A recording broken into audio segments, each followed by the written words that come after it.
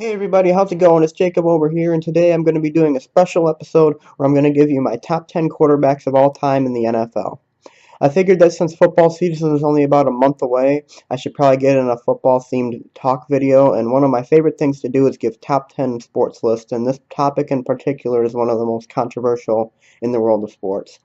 Without further ado, here are my top 10 quarterbacks of all time. I'll start off with the honorable mentions here, guys who just missed the cut for the top 10 but are still really great quarterbacks. At number 11, I probably would have put Aaron Rodgers, and Aaron Rodgers is really a fringe top 10 quarterback right now.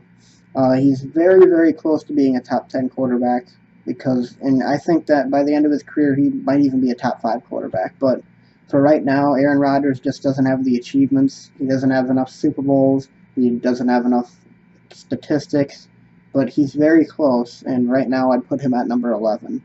Other honorable mentions, Roger Staubach. He was a quarterback for the Cowboys in the 1970s. He won a couple Super Bowls with them. He was known as Roger the Dodger. He was a scrambling quarterback. Same with Fran Tarkenton, who's also on my list. Fran Tarkenton was a quarterback of the Vikings in the 1960s and 1970s, and he was a guy who kind of invented like the whole quarterback scrambling thing. He was, I would compare him to Russell Wilson. Russell Wilson plays a very similar style of football to Fran Tarkenton, and he was really a lot of fun to watch back in the day, I'm sure. Steve Young, also another scrambling quarterback. He's a lefty. He was really a good quarterback, but he didn't play long enough for me to put him in the top 10. He only played for 12 or 13 years, I think, and he was only a starter in San Francisco for the latter half of the 90s. Jim Kelly's another quarterback on that list for honorable mentions. He ran the K-gun offense with the Bills. They went to 4 straight Super Bowls in the early 1990s. Definitely a guy that should be close to the top 10. But if he had won a Super Bowl or two, I would have put him in the top 10. But 0-4 in Super Bowls, I can't put you in that, even though he was definitely one of the best pure passers of all time. And finally, Warren Moon. Warren Moon was the first legitimate African-American quarterback starter. He kind of paved the way for African-Americans to play quarterback, because before Warren Moon, a lot of people didn't really think that African-Americans could handle playing quarterback. But Warren Moon opened the floodgates for that, and he was another one of the best pure passers of all time.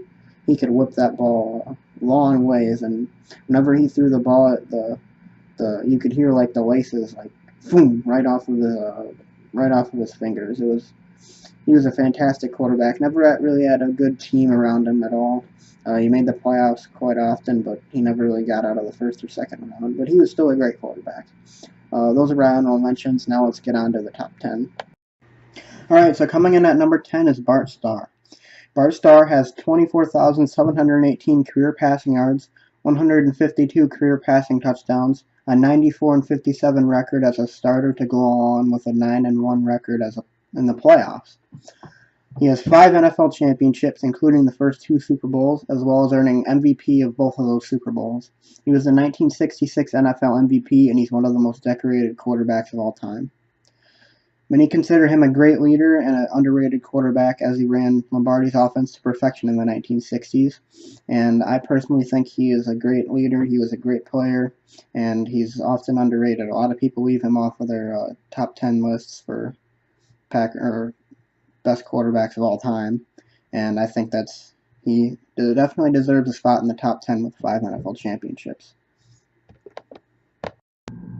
At number 9, we've got Otto Graham, a quarterback for the Cleveland Browns in the 1940s and the 1950s. He finished his career with 23,584 passing yards, 174 touchdown passes. He had a 57-13 record. He won 3 NFL championships and had a 9-3 record in the playoffs. Before that, he won 4 AAFC football championships before the Browns joined the NFL. Otto Graham was a pioneer of the modern NFL passing game, and without it, the passing game you see now, all those big 400-yard performances you see every week from NFL quarterbacks, that might not exist without him. he was a true pioneer of the game and often overlooked when talking about the greatest quarterbacks of all time. I got him at number 9 on my list here. At number 8, we've got Terry Bradshaw of the Pittsburgh Steelers. He was the Steelers quarterback from 1970 to 1983. He had 27,989 passing yards in his career to go along with 212 touchdown passes. He had a 107-51 record, including a 14-5 playoff record. He won 4 Super Bowls with the Steelers in the 1970s. I've always thought of Terry Bradshaw as a little bit of an overrated player, but because he played with one of the NFL's greatest defenses of all time, the Steel Curtain. But he did make a lot of clutch plays in the postseason. He was a part of the Immaculate Reception, which is one of the most famous plays in NFL history, and he was certainly one of the best of his era, so he gets the number 8 spot on my list. At number 7 on my list is Brett Favre of the Green Bay Packers. He was the Packers quarterback from 1992 to 2007 and finished out his career with the Jets and the Vikings. He finished his career with 71,838 passing yards, 508 passing touchdowns, and an 186 and 111 record as a starter, including 13 and 11 in the playoffs. He won a Super Bowl with the Packers in 1996 and won 3 straight NFL MVPs in the 1990s. He owns the record for most consecutive starts by a quarterback with 297, 321 including the playoffs. He was a thrilling player to watch, but he did make a lot of boneheaded mistakes with throwing interception. He was very turnover prone, and a lot of times he would cost his team the playoffs. But overall, he was a pretty good quarterback, one of my favorite of all time, probably my favorite quarterback of all time, and certainly will be for a long time. He'll always be remembered in Green Bay. Coming in at number 6, we have Dan Marino. Dan Marino passed for 61,361 yards in his career. He had 420 touchdown passes with a 147-93 record as a starter and an 8-10 playoff record. A lot of people might not like that I put Marino ahead of Favre, but Marino really was one of the greatest pure passers the NFL has ever seen. His lack of a Super Bowl can only be attributed to the fact that he never had a really good team around him, never had a good defense, had pretty lackluster receivers. He threw for a then NFL record 48 touchdowns in his second season in 1984, and he took his team to the Super Bowl that year too. He was a guy who made everybody around him better, and it really was a shame that he never won a Super Bowl, but I have no doubt that if he had the same kind of teams that Favre had, that he would have won multiple Super Bowls in the 1990s. At number 5, we've got John Elway. He threw for 51,475 yards and 300 touchdowns over his career. He had a 148-82 record as a starter and a 14-8 playoff record. He won 2 Super Bowls in 1997 and 1998, and he was the engineer of the drive in the 1987 AFC Championship game against the Browns when he led his team on a 98-yard, 5+ minute drive to tie the game. I don't really know a lot about Elway. I know that he lost a few Super Bowls early in his career and was considered a choker in the playoffs until he won those 2 up in the late 1990s. But, I mean, I know he was a very accomplished quarterback, and he played in the league for a long time, and he deserved those 2 Super Bowls at the end of his career. So I've got him at number 5 on my list. At number 4 on my list, I have Johnny Unitas. Unitas threw for 40,239 passing yards and 290 passing touchdowns in his career, along with a 118-63 record and a 6-2 playoff record.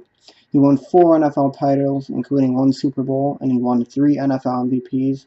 He was a part of the greatest game ever played, which was the 1958 NFL Championship game between the Giants and the Colts, and was also the first nationally televised game and overtime game. Unitas led his team on a dramatic game-winning drive in overtime to win the championship. He shattered many NFL records during his time in the NFL and was nicknamed the Golden Arm. He was one of the first great modern passers, just like Otto Graham, but he was truly like the first in a long line of great passers to come. At my number 3 spot, I have Tom Brady. Tom Brady has thrown for 61,582 yards, 456 touchdowns, and he has a 183-52 record, including a 25-9 playoff record. He won 5 Super Bowls and 2 NFL MVPs. He's the most accomplished quarterback of all time and shows no signs of slowing down. He led a game-winning drive in each of his 5 Super Bowl victories, but controversy does surround his career with the Deflategate and Spygate scandals. often accused of being a system quarterback that benefits from coaching and the offensive system in which he plays in, but I think his accomplishments speak for themselves. So he's really a great quarterback, and I think he deserves to be in the top 5 for sure. A lot of people put him at number 1, but I'll get to that later on why I didn't choose him for the number 1 spot. At number 2 on my list, I have Peyton Manning. He threw for 71,940 yards in his career and 539 passing touchdowns. Both of those are NFL records. He owns a 186-79 record and an 11-13 playoff record. He won 5 MVPs and 2 Super Bowls and was also the first quarterback to win a Super Bowl with 2 different teams, one with the Colts and one with the Broncos. I put Manning ahead of Brady because Manning, I believe, not only has had less to work with on his teams with worse defense and worse coaching, but he also leads Brady 3-2 in wins in the postseason, including 3 of 4 AFC Championship meetings he's taken. I'm not knocking on Brady, but in head-to-head, Manning has the edge in the postseason, and that was a deciding factor for me. Manning is really one of the greatest passers of all time, and one of the greatest field generals of all time. He's always changing play at the line. He's got such a vast knowledge of the game. He's definitely, if he didn't have that 11-13 playoff record, and if he had maybe 1 or 2 more Super Bowls, I would definitely have him at my number 1 spot. But for now, he's at number 2. At number 1, we've got Joe Montana. Joe Montana threw for 40,551 passing yards, 273 touchdowns. He had an 1,117-47 record as a starter, including 4 Super Bowls and a 16-7 playoff record. He ran Bill Walsh's West Coast offense to perfection. He had an 11-0 touchdown interception ratio in the Super Bowl. He threw the game-winning touchdown pass to Dwight Clark in the back of the end zone in the 1981 NFC Championship, which was later known as the Catch. Known for his late-game heroics, he also led a 92-yard game-winning drive in Super Bowl 23 against the Bengals, which he capped off with a game-winning touchdown pass to John Taylor. Joe Montana, a lot of people will say that he's also a system quarterback, and while that's kind of true, I mean, he really set the standard for all quarterbacks in terms of accomplishments, and right now I'm just not ready to say that Tom Brady can take him over yet. Even though Brady still has to go through Manning, I still think that Montana holds a slight edge here against both of those quarterbacks. But if Brady wins another Super Bowl, it's going to be really hard for me to not put him at number 1. And I think that if he does win another Super Bowl, he's far and away the greatest of all time. Anyways, guys, that's my list. I hope you liked it. Check out my friend's channel, BrewPack8. I'll leave the link in the description. He does a lot of good highlight videos of the Brewers. Anyways, that's all I really have to say in this video, and I hope you liked it. I hope you agree with my list. And if you have any questions or topics that you want me to discuss in the future, leave a comment below, and I'll see what I can do about that. Anyways, thanks for watching, guys. Leave a like and subscribe, and I hope you agree with my list. Thanks for watching, guys. Bye.